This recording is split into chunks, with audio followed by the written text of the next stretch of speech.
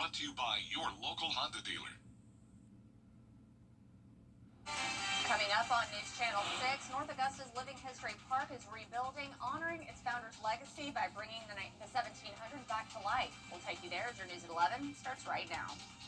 Live from Television Park, this is WJBF News Channel 6 at 11. Well, good Sunday evening to you all. I'm Kim Vickers. Thank you so much for joining us. Our coverage you can count on begins with North Augusta's Living History Park bringing the 1700s back to life after Hurricane Helene's damage last year. Francis Floresca has more. Step back in time to enjoy reenactments, stories, and food. Families are now being welcomed back to celebrate the colonial days of the CSRA.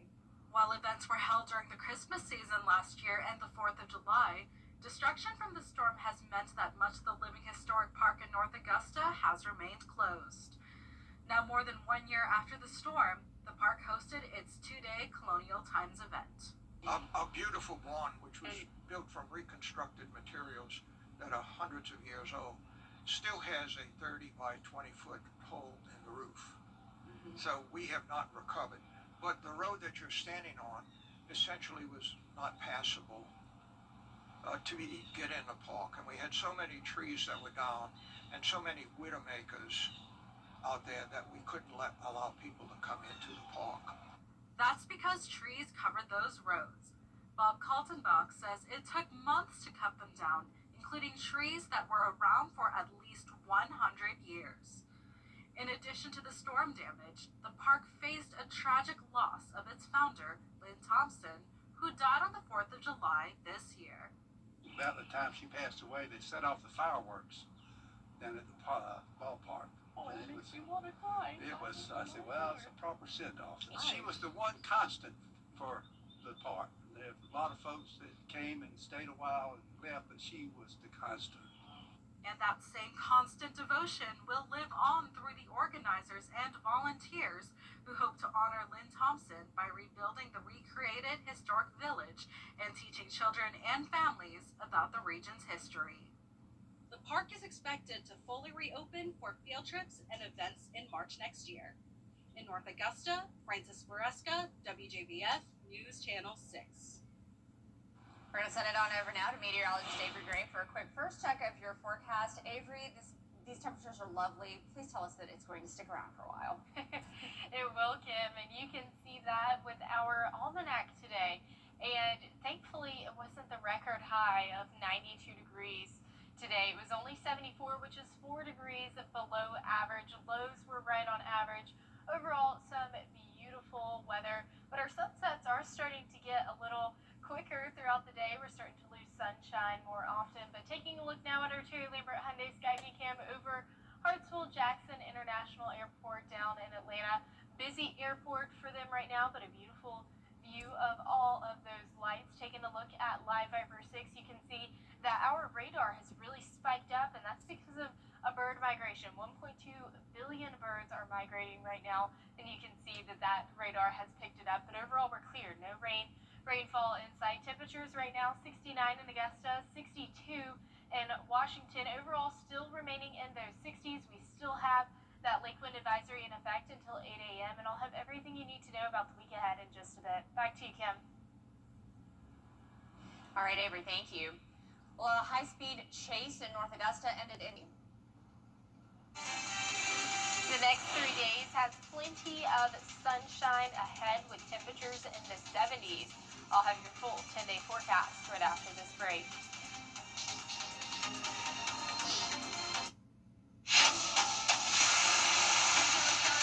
Your most watched local news is getting a big plus. WJBF 6 Plus, built for the way you watch. The CSRA's trusted news source, now on demand. Live Viper 6 weather when it matters most. Stream it anytime, anywhere. Plus, it's totally free. No subscription required. WJBF 6 Plus is ready when you are. Download it free today on your favorite streaming device. With 40 years experience. Over the years, thousands of people have gotten their hands on one. And who knows, you could be next. Win your very own Good Morning Augusta coffee mug at WJBF.com/coffee club. Sponsored by Honda Cars of Aiken. The News Channel 6 mobile app is now even better. Download it today. Now, your most accurate forecast with WJBF Live Viper 6. Well, you're taking a live look in now at our Terry Lambert Hyundai Skyview Cam over Jacksonville, Florida, where it's absolutely a beautiful skyline there. I love all of the beautiful colors that you can see. Absolutely great. But it's a great evening here in Augusta. 69 is your temperature. It feels like 73. We're starting to see that wind shift to the northwest. It was westerly earlier. So here's a look at satellite and radar. That cold front has pushed through our area, brought us just a little bit of drizzle. Overall, not any heavy showers or even a thunderstorm for that matter, but we're completely dry across the CSRA, and that's going to continue to be the case this week. Temperatures right now, we're seeing the low 60s towards our western line counties, upper 60s towards our eastern line counties, so definitely seeing that temperature gradient there, but overall 69 here in Augusta. So that lake wind advisory is still in effect. That is going to last until 8 a.m. tomorrow morning. So still seeing a bit of those breezy winds and those conditions on the lake, and then just whenever you're not on the lake, wind gusts up to 35 miles per hour are to be expected. That's going to continue into the early morning hours of Monday as well. But as we look throughout the rest of this week, 10 mile per hour wind gusts come Monday. We'll start to see a 20 mile per hour wind gust on Wednesday as those northeast winds really start to build into our area. So here's a look at water vapor, and you can see that dry air just pulling into our area and building into our area, and that is going to help our dew points a ton. We're possibly seeing dew points in the upper 30s on Monday. So tomorrow, a beautiful, cool, crisp, fall-like day ahead. 49 on Tuesday, but just a reminder, it seems like a big jump, but it's still beyond pleasant. And then once Tuesday, dry cold front comes through, we're going to see much drier air and winds from the northeast come Wednesday and Thursday. So we're seeing no chance for rain as we head into your work week, but we will see an increasing chance for rain as you head into the weekend. Overnight lows are dropping tremendously. 43 for Tuesday. It'll be a chilly start to your Tuesday morning. That's going to be the same case for Thursday as well. And taking a look at these temperatures, warming up 1 degree above average by Tuesday. Dry cold front comes through. We're going to see those temperatures in the low to mid 70s for the rest of this week. A beautiful week ahead. Fair forecast is going to be beautiful as the Georgia Carolina State Fair is here this week. I'll be doing live shots for that on Tuesday. Going to be great. 72 by 5 p.m. cooling all the way down to 59 by 8 p.m. It's going to be a great time, and we are tracking the tropics. 70% chance within the next week or so. Within the Caribbean Sea, models are not in agreement on where this storm could possibly go, but it's not even a storm just yet, so we're continuously keeping an eye on this as hurricane season isn't over just quite yet. We've got to wait a couple of more weeks until that ends. 45 is your overnight low tonight. That's going to be well below normal. Highs tomorrow, 74, very fall-like. And here is a look at that 10-day forecast. We are back to plenty of sunshine, a beautiful fall-like week ahead. Temperatures remaining in the 70s, not an 80 in sight, which is the kind of weather I like to see personally. Agreed, completely agreed. Well, thank you, Avery. We are taking a live look now at the Capitol building in Washington, D.C., where the stalemate on Capitol Hill now is in its 19th day, with both sides still blaming each other. We'll have the latest when we come back.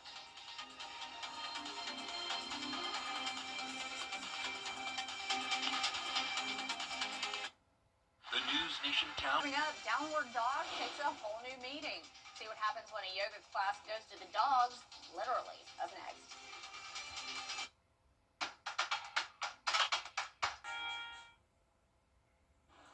Well, 6 puppies, 35 humans, and one very relaxed room. A puppy yoga class on the 94th floor of the John Hancock Building in Chicago had students trying to focus while furry friends strolled the mats.